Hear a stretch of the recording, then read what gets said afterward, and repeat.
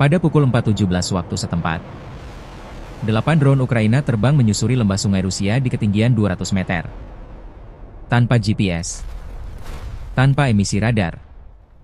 Hanya sensor barometrik dan data medan yang sudah dimuat sebelumnya untuk memandu mereka dalam kegelapan.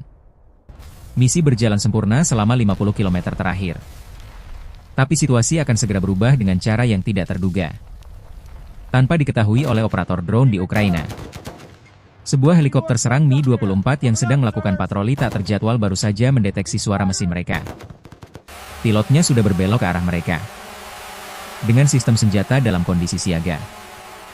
Namun, drone-drone itu tidak sendirian. 2 rudal Neptune tiba-tiba melesat dari peluncurnya. Menanjak dengan cepat dan terang. Setiap radar Rusia dari Barans hingga Moskow segera mengunci keduanya. Tepat seperti yang direncanakan. Ini membantu drone-drone itu melakukan sesuatu yang mustahil. Rudal Neptune pertama menanjak hingga ketinggian 15,000 kaki. Jejak radarnya sebesar mobil kecil. Tanpa fitur siluman. Tanpa kamuflase. Rudal itu seolah-olah menunjukkan keberadaannya secara terang-terangan. Seorang operator S-400 Rusia menguncinya.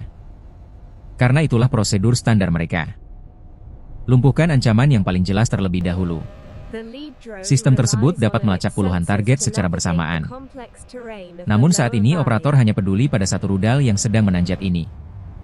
Sementara itu, drone pemimpin terus menyusuri lembah sungai di ketinggian 200 meter. Altimeter barometriknya memeriksa ketinggian berdasarkan data medan setiap 1/10 detik. Tidak ada sinyal GPS. Tidak ada emisi radar. Drone itu bernavigasi seperti kapal selam. Hanya mengandalkan data kedalaman dan arah kompas.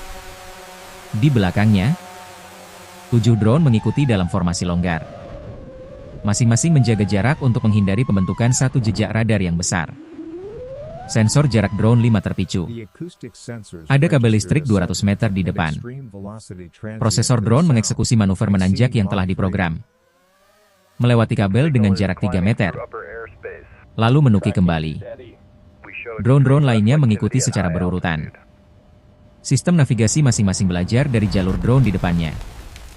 Sementara drone-drone itu menghindari kabel listrik. Rudal Neptune kedua menukik hingga setinggi puncak pohon. Rudal itu melesat di antara perbukitan dengan kecepatan 900 km per jam. Altimeter radarnya terus berbunyi. Menandakan ketinggian aman minimum telah terlampaui. Tapi tugas rudal ini adalah untuk terlihat. Hanya saja belum saatnya.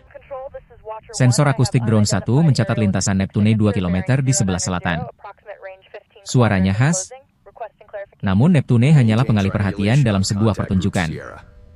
Pihak Rusia teralihkan perhatiannya dan tidak bisa melihat ancaman yang sebenarnya. Radar S-400 Rusia telah mengunci Neptune yang terbang tinggi. 2 rudal pencegat diluncurkan. Masing-masing bermanuver dengan gaya 30G saat melengkung menuju target. Pencegatan itu berjalan sesuai prosedur. 8 detik dari peluncuran hingga tumbukan. Neptune hancur berkeping-keping di ketinggian 15,000 kaki. Para operator Rusia merayakan keberhasilan mereka. Sampai seseorang menyadari bahwa Neptune kedua telah lenyap dari layar mereka. Rudal itu telah turun di bawah cakrawala radar. Secanggih apapun radar Anda, ia tidak bisa melihat menembus bumi. Neptune itu kini melesat di antara perbukitan pada ketinggian 50 kaki. Tidak terlihat oleh sistem manapun yang mencarinya. Tetapi bahkan ini bukanlah serangan yang sebenarnya. Ini adalah taktik pengalihan. Ketika semua orang fokus pada ancaman yang paling jelas. Tidak ada yang memeriksa ancaman lain yang tersembunyi. Itulah yang sedang dilakukan Ukraina di sini. Saat Neptune kedua melanjutkan perjalanannya. Kamera depan drone 2 mendeteksi pergerakan kendaraan. Sebuah konvoi di jalan raya M3. 3 BTR menuju ke arah timur laut. Prosesor ancaman drone mengklasifikasikannya sebagai target non-prioritas dan mempertahankan arah. Namun, seorang prajurit yang sedang berada di luar kendaraannya mendengar suara dengungan khas di atas kepala. Dia segera mengambil radionya. Beberapa pesawat terbang rendah menuju timur laut. Dalam 30 detik, Komando Sektor sedang melakukan triangulasi laporan. Perhitungannya tidak sulit. 8 kontak menuju ke stasiun pipa minyak. Drone-drone itu segera menyebar ke dalam pola manuver menghindar yang telah diprogram. Drone 6 hingga 8 bergerak ke utara, menyusuri rel kereta api. Drone 3 hingga 5 menukik lebih dalam ke lembah. Drone 1 dan 2 tetap terbang tinggi dan terlihat jelas. Seseorang harus menjadi umpan. Kamera inframerah drone 4 tiba-tiba memutih. Panas dari knalpot helikopter. 8 km di belakang dan semakin mendekat. Turbin Mi-24 mengeluarkan panas yang cukup untuk menyilaukan seluruh sensor drone. Prosesornya melakukan perhitungan sederhana. Kecepatan helikopter 280. Kecepatan drone 150. Waktu pencegatan 3,7 menit. Penghitung waktu misi menunjukkan 9 menit lagi ke target. Situasi akan menjadi sangat menegangkan. Tepat pada saat itu, Neptune kedua tiba-tiba menanjak dari ketinggian rendah. Naik tajam menuju 5,000 kaki. Setiap radar yang telah kehilangannya segera mendapatkannya kembali. Alarm berbunyi di 3 provinsi. Tapi mengapa rudal itu mengekspos dirinya sekarang? Hanya 10 km dari stasiun pipa minyak. Kecuali jika targetnya bukanlah stasiun pipa minyak itu sama sekali. Helikopter Mi-24 Hind muncul dari atas. Pilotnya adalah veteran perang Afghanistan yang dipanggil kembali dari masa pensiun karena Rusia mulai kehabisan pilot berpengalaman. Penembaknya lebih muda. Sebagian besar berlatih di simulator. Dia akan segera belajar bahwa menembak drone sungguhan tidak seperti dalam video game. Mereka sedang berpatroli ketika komando sektor mengarahkan mereka ke beberapa kontak terbang rendah. Perintahnya adalah, hancurkan apapun yang terbang di sana. Penembak itu menyipitkan mata ke cakrawala yang remang-remang melalui bidikan optik. Tidak ada pencitraan termal. Tidak ada sensor canggih. Hanya mengandalkan mata telanjangnya dalam cahaya yang memudar. Kubah senapan di bawah hidung helikopter terhubung dengan helmnya. Kemanapun dia melihat, senapan itu mengarah. Sistem yang bagus untuk menembak tank di siang hari. Tidak begitu bagus untuk mengenai target seukuran koper yang melesat dalam cahaya redup. Helikopter Hind menembakkan senapan Gatling Yak B kaliber 12. 7 mm. Mengirimkan rentetan peluru penjejak ke udara kosong. Senapan itu bisa memuntahkan 4,000 peluru per menit. Tetapi itu tidak membantu jika Anda tidak bisa melihat apa yang Anda tembak. Mikrofon drone 2 menangkap desingan supersonik dari peluru yang melintas di atasnya. Drone itu tidak memiliki program untuk manuver menghindar. Jadi ia terus terbang lurus.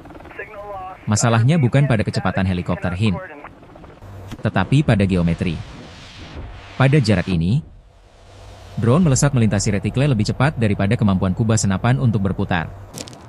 Selalu terlambat setengah detik. Bidikan optik membutuhkan kontras dan jarak yang stabil. Penembak tidak memiliki keduanya. Untuk menjaga agar meriam tetap mengarah, pilot harus menggerakkan seluruh hidung helikopter, memainkan pedal dengan kekuatan tinggi dan berisiko kehilangan daya angkat. Helikopter Hind kalah bukan karena kecepatan, tetapi karena sudut tembak, jeda sistem, dan hukum fisika. 3 peluru akhirnya mengenai bagian tengah drone 2. Lebih karena keberuntungan daripada keahlian. Koneksi telemetri terputus seketika. Puing-puingnya jatuh berputar-putar ke ladang di bawah. 1 jatuh, 7 tersisa.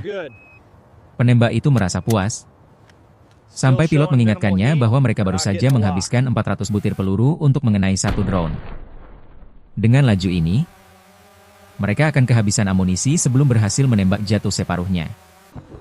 Drone 3 hingga 5 sedang menyusuri lembah sungai ketika kamera depan drone 3 menangkap masalah. Sebuah jembatan tepat di depan. Terlalu rendah untuk dilewati di bawah. Terlalu mendadak untuk berbelok. Prosesor drone pemimpin mengeksekusi manuver menanjak darurat. Ketiga drone itu muncul secara bersamaan. Keluar dari perlindungan seperti kelinci dari semak-semak. Kali ini, helikopter Hind sudah siap. Pilot mengganti senjata ke POD roket S-8. Roket tak terarah kaliber 80 mm. 20 roket per POD. Senjata ini berlebihan untuk drone. Tapi Rusia tidak suka cara yang halus. Roket ini dirancang untuk menekan area. Mengubah petak di peta menjadi lanskap bulan. Menggunakannya pada drone seperti memakai palu godam untuk membunuh nyamuk. Tetapi jika Anda tidak bisa membidik dengan tepat, terkadang Anda hanya butuh palu yang lebih besar. 4 roket melesat dari POD. Drone 4 terkena serangan langsung. Detik ini ada.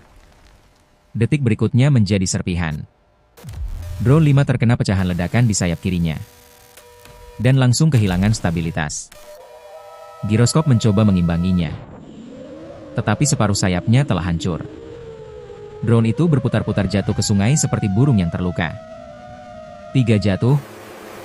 Tetapi drone 3 berhasil melewati jembatan dan segera menukik kembali ke tempat aman. Mi-24 kehilangannya di antara kontur daratan. Sistem navigasi drone mengidentifikasi rute baru melalui lembah sempit di mana baling-baling helikopter selebar 60 kaki tidak akan muat. Neptune kedua telah bermain petak umpet selama 3 menit terakhir. Muncul cukup lama untuk memicu alarm sebelum menukik kembali di bawah cakupan radar.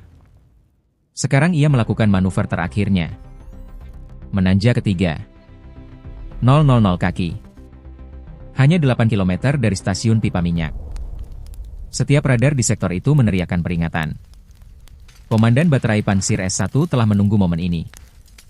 Rudal itu akhirnya cukup tinggi dan cukup dekat untuk dikunci dengan solid.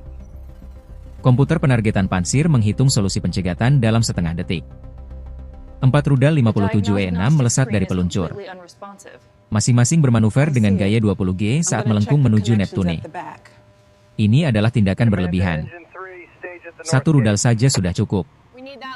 Tetapi Komandan Baterai tidak mau mengambil risiko. Pencegatan itu berlangsung sempurna. 4 ledakan tumpang tindih menjadi 1 bola api raksasa yang menerangi langit pagi selama 10 detik. Para prajurit pertahanan Rusia bersorak. 2 Neptune hancur. Krisis teratasi. Komandan Baterai sedang menyusun laporannya tentang intersepsi yang sukses ketika seseorang seharusnya bertanya pertanyaan yang jelas. Mengapa Ukraina membuang 2 rudal mahal untuk target yang tidak mungkin mereka capai? Tetapi tidak ada yang bertanya. Karena semua orang sedang menonton bola api yang memudar. Merasa puas dengan pertahanan udara superior mereka. Tepat pada saat itulah drone 6, 7, dan 8 mendekat dari utara. Mengikuti rel kereta api pada ketinggian 50 meter. Sama sekali tidak terdeteksi. Karena setiap sensor diarahkan ke selatan. Ke arah ledakan yang indah itu. Kecuali 1. Sensor jarak drone 8 tiba-tiba terpicu. Helikopter lain muncul dari balik pepohonan. 2 km di depan. Namun, penembak Mi-24 kedua melakukan sesuatu yang cerdas. Dia mematikan lampu sorot dan beralih ke inframerah. Memindai motor drone yang hangat dan bersinar samar dengan latar belakang tanah yang mulai mendingin. Tiba-tiba, drone 6, 7, dan 8 terlihat sangat jelas. Penembak melepaskan tembakan dengan senapan 12, 7 mm. Tetapi kru ini lebih terlatih. Alih-alih menembak secara acak, mereka menembak dengan rentetan terkendali, mengamati peluru penjejak, dan menyesuaikan bidikan. Drone 6 langsung terkena tembakan. 3 peluru menembus badan pesawat. Ia terus terbang, tetapi mulai kehilangan ketinggian. Drone 7 berbelok tajam ke kiri. Menggunakan satu-satunya taktik menghindar yang diprogram, perubahan arah acak setiap 3 detik. Helikopter itu mengikutinya. Mempersempit jarak dengan drone 7. Namun ini berarti mengabaikan drone 8, yang terus melaju lurus menuju fasilitas tangki minyak. 2 helikopter, 3 drone. Seseorang pasti akan berhasil lolos. Mi-24 pertama masih mengejar drone 3. Amunisinya tersisa 300 butir dan mulai frustrasi. Pilot mencoba berkoordinasi dengan helikopter kedua melalui radio. Tetapi mereka menggunakan frekuensi yang berbeda. Kegagalan komunikasi yang khas di militer Rusia. Jadi sekarang mereka memiliki 2 helikopter yang berburu secara mandiri. Tanpa koordinasi. Menghabiskan amunisi dan bahan bakar. Sementara helikopter-helikopter itu kesulitan. Prajurit Rusia lainnya sedang menyiapkan perangkap berikutnya. 4 tentara Rusia mengambil posisi di berbagai atap di sekitar stasiun pipa. Masing-masing membawa Manpats Igla S. Rudal panggul era Soviet yang dilengkapi pencari inframerah dual band yang dapat mengabaikan suar. Senjata ini dapat mengejar hampir semua benda bersayap.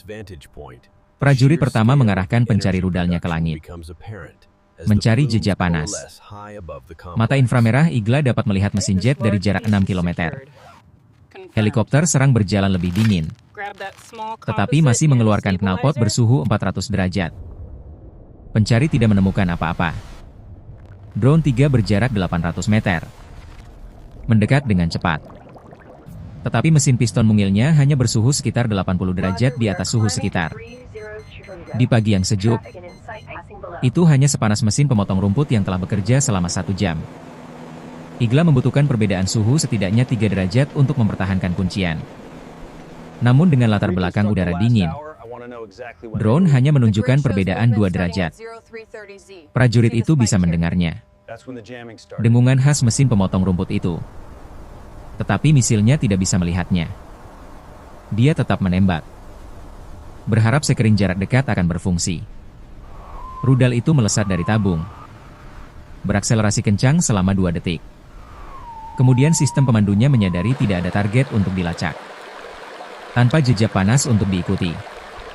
Komputer rudal pada dasarnya menyerah. Rudal itu meluncur balistik. Melengkung di udara seperti roket botol seharga $120,000. Rudal itu jatuh di hutan 3 km jauhnya. 3 prajurit lainnya mencoba peruntungan mereka dari posisi berbeda. Hasilnya sama. Rudal akan meluncur, berakselerasi, mencari panas, tidak menemukan apa-apa, dan menjadi tidak terkendali. Senjata-senjata itu dirancang untuk menjatuhkan jet dan helikopter dengan mesin besar yang panas. Bukan pesawat model yang ditenagai mesin sekelas sepeda motor. Tetapi prajurit keempat beruntung. Sekering jarak dekat rudalnya, yang dirancang untuk meledak ketika berada dalam jangkauan mematikan dari target. Mendeteksi sesuatu di ketinggian 15 meter. Hulu ledaknya meledak, mengirimkan pecahan tungsten ke segala arah. Drone 8 kebetulan sedang melewati area itu. Pecahan menghujani sayap kanannya, menembus material komposit seperti kardus. Akselerometer drone segera mendeteksi hambatan asimetris. Prosesor sederhananya mencoba mengimbangi dengan input kemudi. Tetapi Anda tidak bisa terbang lurus ketika separuh sayap Anda berlubang. Drone mulai kehilangan ketinggian dan oleng menuju fasilitas tangki. Tetapi ia terus terbang. Sementara itu, drone 1, drone yang membosankan, terlihat jelas, dan terlupakan yang tidak lagi diperhatikan siapapun. Mencapai gardu trafo utama. Kamera inframerahnya cocok dengan profil target. Hulu ledak diaktifkan. Tiba-tiba, menjadi yang terlupakan tampaknya bukan strategi yang buruk. Tetapi Rusia belum lupa. Kru Zu-23 menembak secara membabi buta. Kilatan moncong senjata menerangi langit. Tetapi senjata ini dirancang ketika penglihatan malam berarti menyipitkan mata lebih keras. Radar Shilka dapat melacak drone. Tetapi komputernya yang berteknologi lawas tidak mengenali sesuatu yang selambat ini sebagai ancaman. Bagi Shilka, drone-drone itu tampak seperti kantong sampah yang tertiup angin.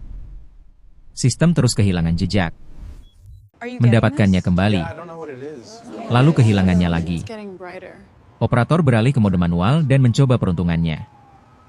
Drone 6 menabrak gardu pompa dengan kecepatan 180 km per jam. Bahan peledak seberat 20 kg menembus atap tipis. Meledak di antara pompa-pompa. Gelombang ledakan menghancurkan setiap pipa dalam radius 30 meter. Minyak bumi menyembur seperti geser. Menguap menjadi awan yang menggantung di udara selama tepat 1 detik. Kemudian, puing-puing drone yang terbakar menyediakan percikan api. Drone 3 mendekat dari timur.